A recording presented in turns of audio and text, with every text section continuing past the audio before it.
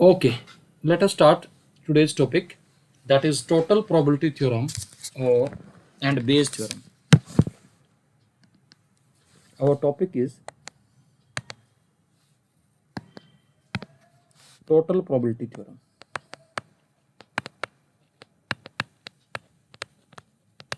Total probability theorem. आप इसको ऐसे समझिएगा, ये आपका पूरा सैंपल स्पेस का है। यूनिवर्सल सेट क्या होता है प्रोबेबिलिटी में? पूरा सैंपल स्पेस होता है बेटा। और ऐसे समझिएगा हमारे पास कोई 3 इवेंट है, ऐसे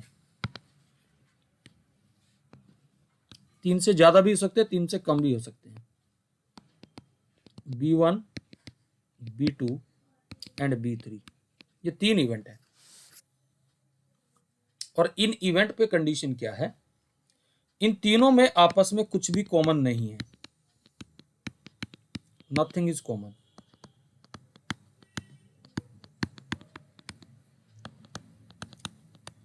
पेयर वाइज भी डिसजॉइंट है और वैसे भी डिसजॉइंट है।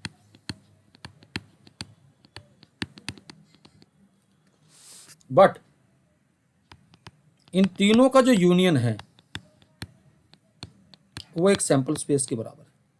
अब या तो ऐसे समझ लो, सैंपल स्पेस को आप मान लीजिए father, and a father has a 3 son B1, B2, B3। He want to distribute his property. अब उसको नहीं पता वो इक्वली बांट रहा है या नहीं, पर लेकिन ऐसे बांट रहा है कि भाई किसी का भी किसी की प्रॉपर्टी में कोई शेयर नहीं है, सबको अपने अपने हिस्से की प्रॉपर्टी मिल रही है। जब तीनों की तो प्रॉपर्टी को सर मिला दें, म्यूचुअली एक्सक्लूसिव एंड एग्जॉस्टिव है ना? हाँ जी हाँ जी हाँ जी, मैं उसी पे आ रहा हूँ, आराम से समझिएगा, पहले पूरी बात समझ लीजिएगा। Let me complete it. तो इनमें कुछ भी कॉमन नहीं है, तो हम यहां कह रहे हैं late B1, B2, B3 be the mutually exclusive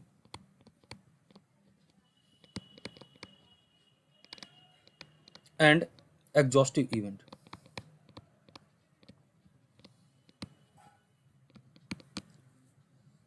फिर क्या था, एक और इवेंट आया। कहता ना, इनकी कुंडली में एक नारद मुनि बैठे हुए थे। इवेंट ई, इसने सबसे थोड़ी थोड़ी प्रॉपर्टी ले ली। तो अब क्वेश्चन ये है कि इस इवेंट ई की प्रोबेबिलिटी क्या होगी। Let E be any event.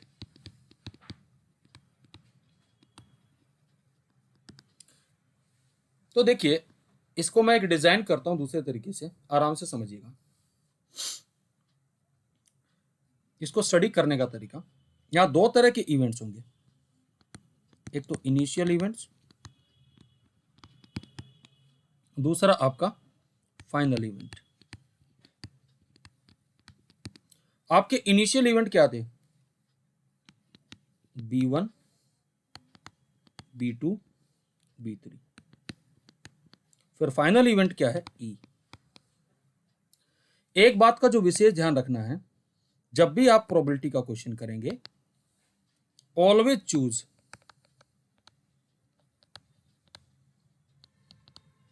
B1, B2, B3 in such a way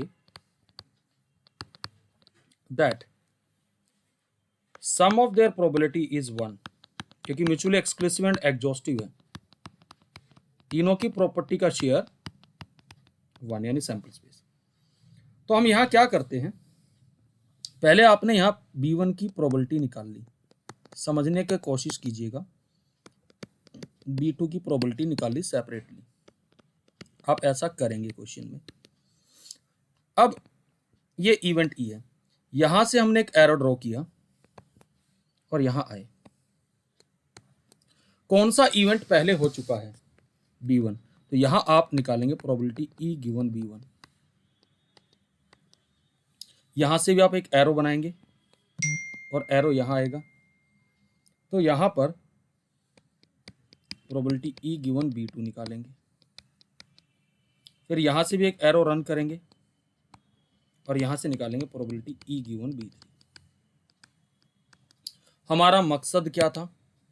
इस ई की प्रोबेबिलिटी निकालना, टोटल प्रोबेबिलिटी। तो वो टोटल प्रोबेबिलिटी निकालने का फॉर्मूला क्या बनता है वो तरीका समझ। मैं डिराइव नहीं कर रहा हूँ, डेरिवेशन करा देंगे, बट अभी मैं प्रोसेस बता रहा हूँ कैसे। ई की प्रोबेबिलिटी निकालने का सिंपल तरीका क्या है, जो प्रोबेबिलिटी ऑफ B1 है उसके सामने वाली प्रोबेबिलिटी क्या है, ई गिवन B1, दोनों को मल्टीप्लाई करिए, probability of B1 into E given B1। अब अगली ब्रांच पे आएंगे तो प्लस साइन लगाते जाएंगे ऐसे। B2 की प्रोबेबिलिटी उसके सामने वाली प्रोबेबिलिटी से मल्टीप्लाई हो जाएगी। फिर सिमिलरली B3 की प्रोबेबिलिटी उसके सामने वाली प्रोबेबिलिटी से मल्टीप्लाई हो जाएगी। This is the total probability theorem formula. E का टोटल प्रोबेबिलिटी ऐसे निकलेगा। अभी क्वेश्चन में ये सारा इवेंट डिजाइनिंग में आपको सिखाऊंगा, और क्वेश्चन में सब कुछ अवेलेबल होगा, और इसी डिजाइनिंग के बेसिस पे करेंगे। क्या स्टेटमेंट सबको समझ में आ गई? पहले डायग्राम सबको समझ में आया? पहले मुझे ये बताइएगा। Yes, sir. Yes, sir. Yes, sir. तो पहले इस डायग्राम का आप अच्छे से इसका स्क्रीनशॉट ले लीजिए। अगर नोट करना चाहते हो तो नोट कर लीजिएगा, क्योंकि सारा क्वेश्चन में इस डायग्राम से ही कराऊंगा A to Z। डन बेटा? हाँ जी। Yes, sir. Yes, sir. अब इसी का एक एक्सटेंडेड पार्ट है बेस थ्योरम, कुछ अलग नहीं है बेटा, समझिएगा। बेस थ्योरम में सेम कंडीशन है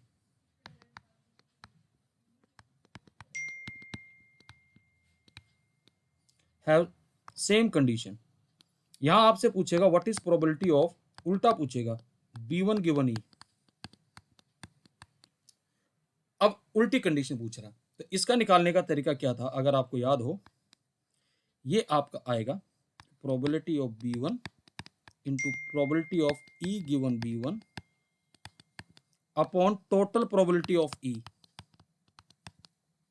ये इस फॉर्मूले से जो ई हमने निकाला। सिमिलरली जरूरी नहीं है कि वो B1 गिवन ई पूछे, वो B2 गिवन ई भी पूछ सकता है। वो आएगा probability of B2 into probability of E given B2 upon probability of E. Probability of E वही है टोटल प्रोबेबिलिटी थ्योरम से जो पी है। प्रोबेबिलिटी ऑफ B3 गिवन ई,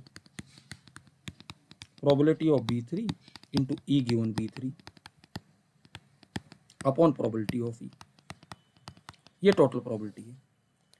तो एक इसका ये ले लीजिए। अब मैं एग्जाम्पल से आपको बहुत सारे एग्जाम्पल कराऊंगा, आपको समझ में आएगा कैसे हम ये इवेंट डिजाइन करेंगे। Please take the screenshot. Done बेटा? सर जब हम probability of B given A E निकालते थे पहले तो यूनियन लेते थे, पर अब इसमें हमने मल्टीप्लिकेशन लिया है ऊपर न्यूमरेटर में। What I am telling you बेटा, I am not deriving the fact. अगर मैं डेराइव करूंगा तो आज की क्लास सिर्फ डेरिवेशन पे चली जाएगी। अभी जस्ट फॉर्मूला बताया है, उस पर फोकस करो। एप्लीकेशन पार्ट पे मैं, क्योंकि एप्लीकेशन पार्ट ठीक है, इस पे फोकस करो। Are you getting my point और नॉट? Please tell me. हाँ जी। समझिएगा। देखिए, let us consider few examples.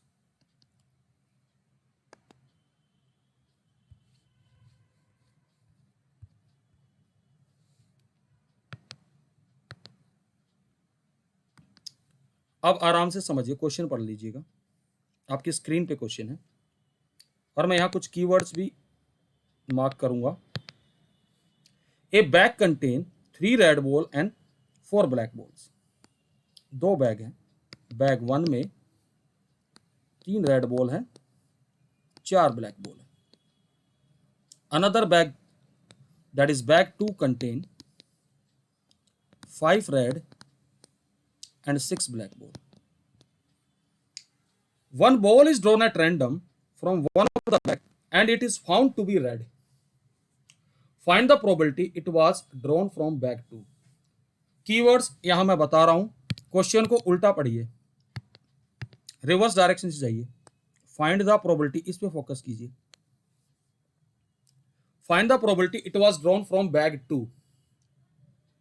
Basically ये जो इवेंट आएगा ये बेस थ्योरम का इंडिकेटर है, ठीक है, यानी कि ये B1 इवेंट होगा, चूज करेंगे। देखिए, या दूसरा तरीका आप ऐसे सोच लीजिए, इसने कहा दो बैग थे, उन्होंने एक बॉल निकाली, and then what is the final conclusion? What is the final conclusion? The ball drawn is found to be red.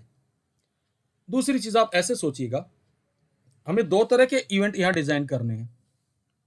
सबसे पहले इनिशियल इवेंट, क्या लेंगे इनिशियल इवेंट? B1। भाई जब उसने बॉल निकाली तो सबसे पहले आप क्या सोचोगे, यार बॉल बैग 1 से निकाली या बैग 2 से? तो पहले बैग सेलेक्ट करेगा, तो B1 ले लिया हमने, चूजिंग बैग 1। B2 क्या ले लिया? Choosing bag 2। फाइनल इवेंट क्या बनेगा आपका? E, red ball. अब मैं डायग्राम पे आता हूं, जरा ध्यान से देखिएगा। ये B1 है, ये B2 है, ये E है। What is the probability of choosing bag 1 and 2? Half half, दो ही तो बैग है। एरो बनाया, probability of E given B1, इसको कैसे रीड करोगे? Bag 1 has been selected and drawing the red ball. What is the probability of red ball in the first bag? Can you tell me? 3/7. The next one is E given B2. Bag 2 has been selected and drawing the red ball. It means ये है red ball from the first bag. इसका मतलब है first bag, और ये है red ball from the second bag. कितनी red ball है? 5/11। ये ई इवेंट है। पहले एक काम कीजिएगा, क्वेश्चन में अब आइए टू फाइंड। इसने क्या पूछा? Find the probability it was drawn from bag 2। इस बात का मतलब है हमें फाइंड करना to find B2 given E, क्योंकि बैग 2 के लिए, और बाय बेस थ्योरम ये बनेगा probability of B2 E given B2 upon probability of E। अब जरा कैलकुलेशन देख लीजिएगा। अब प्रोबेबिलिटी ऑफ E कैसे निकलेगा? बताया था, probability of B1 into E given B1, probability of B2 into E given B2, probability of B3 into E given B3। यानी सॉरी, B3 तो है ही नहीं बेटा, इसमें दो इवेंट है, सॉरी। आमने सामने वाली प्रोबेबिलिटीज को मल्टीप्लाई कर लीजिए। 1/2 into 3/7 plus 1/2 into 5/11। Is that okay? Please tell me. हाँ जी, रिप्लाई करो। यहां तक क्लियर है क्या बेटा? Yes, sir. Yes, sir. Okay, sir Now- ये हाफ कैसे आया? Because they are two bags. तो बेटा एक बात था ना, तो बैग 1 अगर सैंपल स्पेस B1 और B2 है, तो what is the probability of selecting B1? There is a one case, 1 out of 2, तो 1/2 आएगा बेटा। Yes, sir. ओके, अब जरा ध्यान से देखिएगा प्लीज। अब मुझे जो निकालना था इस क्वेश्चन में, वो निकालना था प्रोबेबिलिटी B2 गिवन E, जो कि फॉर्मूले से बनता probability of B2 E given B2 upon probability of E। B2 का प्रोबेबिलिटी था हाफ, E गिवन B2 था 5/11 अपॉन 1/2 इंटू 3/7 प्लस 1/2 इंटू 5/11। ये पूरा सोल्व होके आएगा आपका 35/68। That is the answer. सबको ये क्वेश्चन क्लियर हुआ भाई? पहले तो मुझे ये बताइए, प्लीज टेल मी, रिप्लाई दीजिएगा। Yes, sir. इसका तो सर टू फाइंड का एक बारी फॉर्मूला कैसे निकाला? P B2 यार गिवन E कैसे? हमने इनिशियल इवेंट क्या डिजाइन किए थे भाई, बैग। तो इसने देखिए ये B1 B2 इवेंट कैसे डिजाइन होंगे, वो फाइंड द प्रोबेबिलिटी वाले इवेंट देख लीजिएगा। इसने कहा it was drawn from bag 2। इसका मतलब क्या है कि बॉल ड्रॉ करने से पहले बैग सेलेक्ट होंगे, तो इसलिए हमने इनिशियल इवेंट चूजिंग बैग 1 और बैग 2 लिया। ठीक है, अब उसने क्या पूछा? अब बैग 2 के कोरस्पॉन्डिंग कौन सा इवेंट है? B2। और इससे पहले क्या इवेंट हो चुका था? रेड बॉल निकल चुकी थी, तो इसलिए बाद में E आएगा। Is that okay? क्लियर है बेटा? हाँ जी, देखिएगा नेक्स्ट क्वेश्चन। अब आप आराम से समझिएगा, अब सेम तरीके के क्वेश्चन है और बार बार उसी टाइप के क्वेश्चन आएंगे, ध्यान से समझिएगा। Given 3 identical boxes, 3 identical boxes हैं ऐसे, बॉक्स 1, बॉक्स 2, बॉक्स 3, जिसमें 2 कॉइन है। In the box 1 both coins are gold, यानी दोनों के दोनों गोल्ड कॉइन है। In box 2 both are silver, 2 silver coins.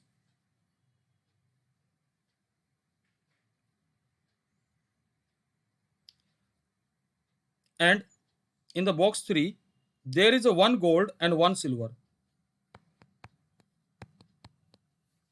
A person chooses a box at random and takes out a coin. If the coin is of gold, अब बताइए जरा ध्यान से, अब मैं फिर कीवर्ड यहां पे देखिएगा, आराम से सोच लीजिएगा। What is the probability both coins in the box is also of gold? इसने आइडेंटिकल बॉक्स का नाम लेके नहीं कहा, इसने ये कहा कि क्या प्रोबेबिलिटी है कि दोनों के दोनों जो कॉइन निकाले वो गोल्ड है। भाई कौन से बॉक्स में दोनों के दोनों गोल्ड कॉइन? बॉक्स 1 में है फर्स्ट। तो यानी कि आप पहले बताइएगा, आप पहले कॉइन निकालेंगे या पहले बैग सेलेक्ट करेंगे? पहले बैग सेलेक्ट करेंगे ना। तो इनिशियल इवेंट, सबसे पहले इनिशियली आपके माइंड में क्या आएगा? Selection of box. तो हमने इनिशियल इवेंट हमारे क्या ले लिए? इनिशियल इवेंट्स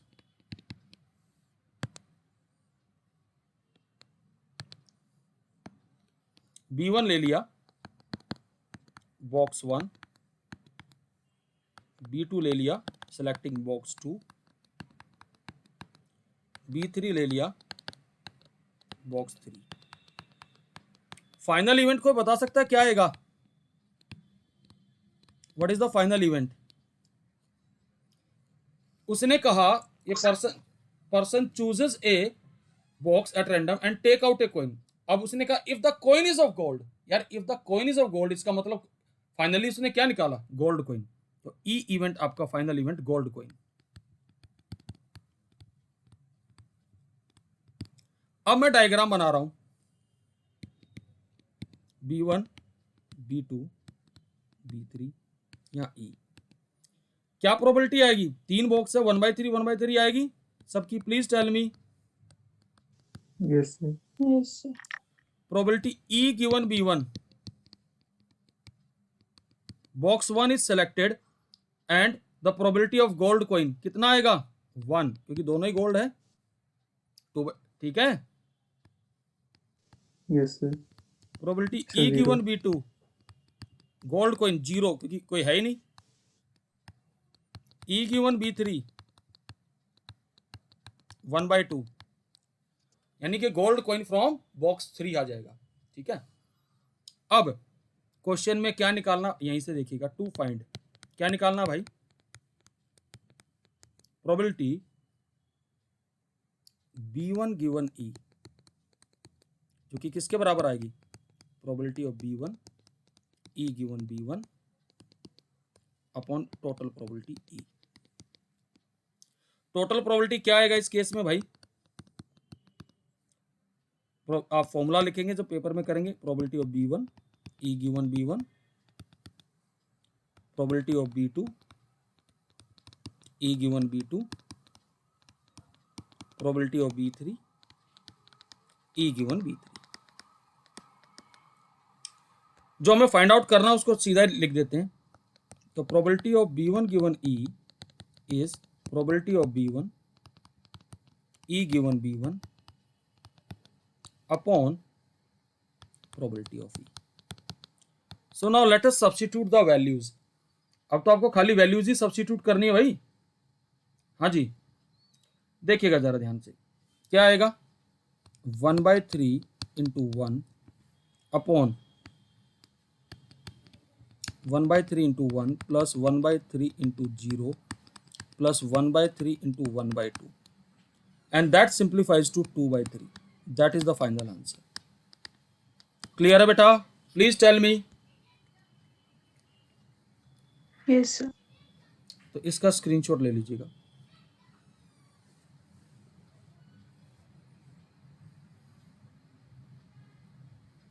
सर अगर इस क्वेश्चन में वो बोलता कि अदर कॉइन इज सिल्वर तो कौन सा बैग सिलेक्ट करते हैं, सेकंड या third?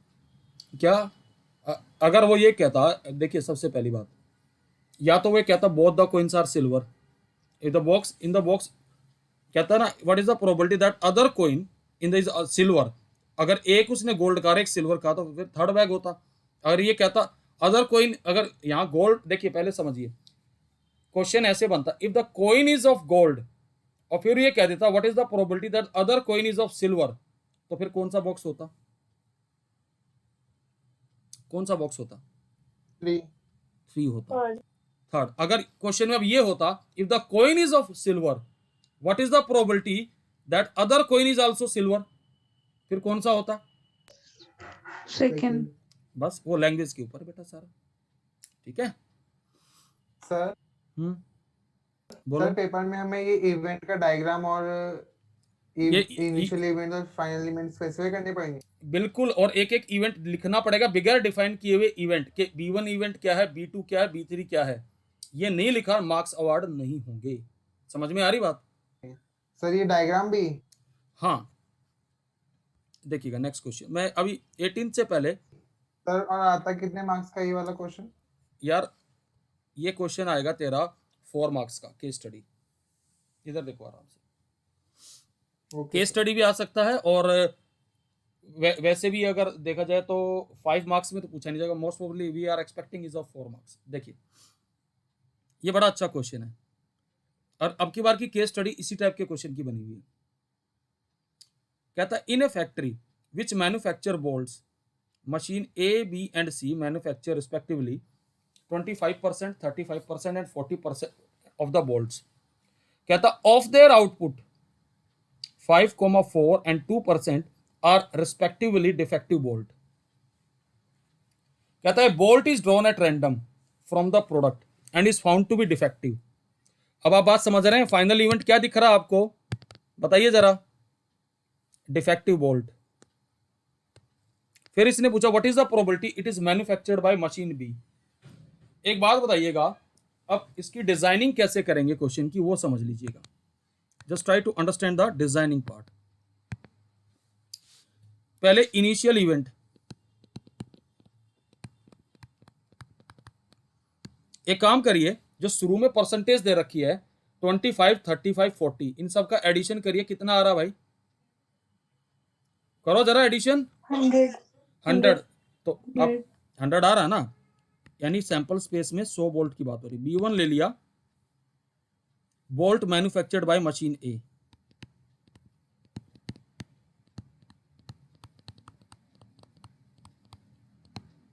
By machine A. B2 ले लिया, bolt manufactured by machine B. B3 ले लिया हमने, bolt manufactured by machine C. और E क्या ले लेंगे, डिफेक्टिव बोल्ट. अब मुझे बताइएगा कोई इसमें क्या फाइंड आउट करना है. कैन यू टेल मी, बताओ जरा. व्हाट इज द प्रोबेबिलिटी को मैं अंडरलाइन कर रहा हूं. Can you tell me what we have to find. So probability B2 given B2 given E, ये निकालना है. चलो डायग्राम बना लेते हैं.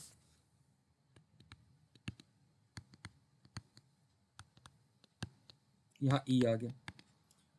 B1 की प्रोबेबिलिटी कितनी है, 25% का मतलब 25/100. अगली कितना है, 35/100. फिर 40/100. What is E given B1, defective bolt produce by machine A. कितने परसेंट है जरा देखो, 5%. क्वेश्चन में पूरे सारे आंसर क्वेश्चन में ही होंगे. 5/100. E गिवन B2 कितना है, 4%.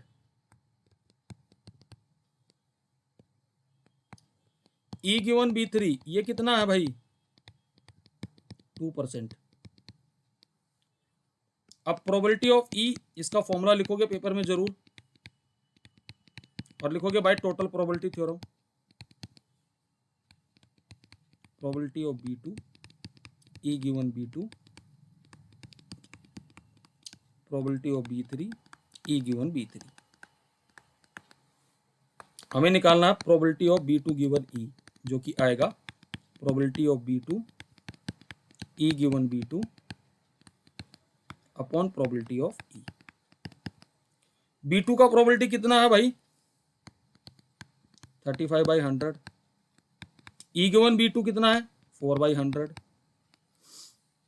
अपॉन हमारे पास आ जाएगा 25/100 into 5/100 35/100 into 4/100 plus 40/100 into 2/100।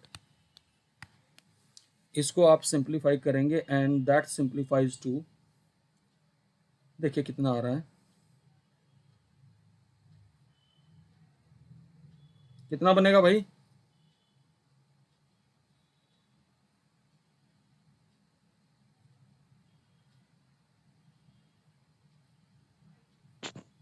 150 upon में 355 150 अपॉन 355 पक्का मान लूं या नहीं मानूं? मान लो सर। चल कह रहा है तो भाई मान लेता हूं तेरी बात, और क्या है। ठीक है 345 होएगा। बेसिकली ये जो पूरा सोल्व होके आएगा मैं बता देता, यस सर 345 आएगा। ये पूरा जो सिंप्लीफाई हो आएगा 28/69 आएगा। ये वेरीफाई कर लीजिएगा आंसर, ठीक है। चलिए एनीवे क्वेश्चन समझ में आ गया आपको, प्रोसेस क्लियर है सबको? हाँ जी प्लीज रिप्लाई करिए भाई। Yes sir. चलिए देखिए नेक्स्ट क्वेश्चन एक और करा रहा हूं, ध्यान से समझिएगा। ये वाला करा रहा हूं पहले मैं, ये बड़ा फेमस क्वेश्चन है, मोस्टली इसमें बच्चे गलती करते हैं। A man is known to speak truth 3 out of 4 times. भाई बंदा 4 बार बोलता, उसमें से 3 बार सच बोलता और 1 बार झूठ। He throws a die and reports that it is a 6। कहता find the probability that it is actually 6। यहां बच्चे को इवेंट डिजाइन करने में दिक्कत आती, इसलिए क्वेश्चन मैंने लिया। तो मैंने कहा था जब नहीं समझ में आए तो यहां से स्टार्ट करो, लास्ट से क्वेश्चन को नीचे से ऊपर पढ़ना स्टार्ट करो। तो हमें इवेंट कैसे लेने होते हैं, म्यूचुअली एक्सक्लूसिव और जिसमें कुछ कॉमन ना हो। तो B1 मैंने ले लिया एक्चुअली 6, तो B2 क्या आएगा नॉट 6, इसका कॉम्प्लीमेंट्री, क्योंकि दोनों का सम प्रोबेबिलिटी क्या आना चाहिए 1। अब E इवेंट क्या आएगा, यहां एक वर्ड है, ये मैंने अंडरलाइन किया, उसने डाई को थ्रो किया और रिपोर्ट किया इट इज अ 6, यानी कि it is a final conclusion. Man report 6। अब हमने ये B1 लिया, ये B2 लिया, ये E लिया। What is the probability of 6 1/6 और नॉट 6 5/6। अब आराम से समझिएगा कौन सा इवेंट हो चुका है B1, यानी कि 6 आया और मैन ने रिपोर्ट भी क्या किया 6। तो इसका मतलब वो सच बोल रहा है झूठ बोल रहा है? Please tell me. The B1 is means actually 6 happen and the man is also reporting it is a 6. It means he is telling truth. तो वो ट्रूथ कितने बार बोलता है 3 out of 4, that is 3/4. Is that okay? E given B2 6 does not appear but man is again reporting it is a 6. It means he is telling lie, so it is 1/4. Clear है बेटा? हमें क्या निकालना है probability B1 given E given B1 upon, मैं पूरा formula लेकर रहा हूं उसका टोटल प्रोबेबिलिटी थ्योरम का, यहाँ पे नीचे डिनोमिनेटर में आप ऐसे भी इसको प्रेजेंट कर सकते हैं। डाल दो यार value, 1/6 into 3/4 upon 1/6 into 3/4 plus 5/6 into 1/4। कितना आएगा भाई? अब जरा बताओ मुझे सिंप्लीफाई करके, please tell me. It is turning out to be 3/8। I hope आपको कॉन्सेप्ट क्लियर हुआ भाई, सबको समझ में आया कॉन्सेप्ट? पहले मुझे ये बताइएगा। सर पता कैसे चलेगा B1 B2 में क्या लेना है?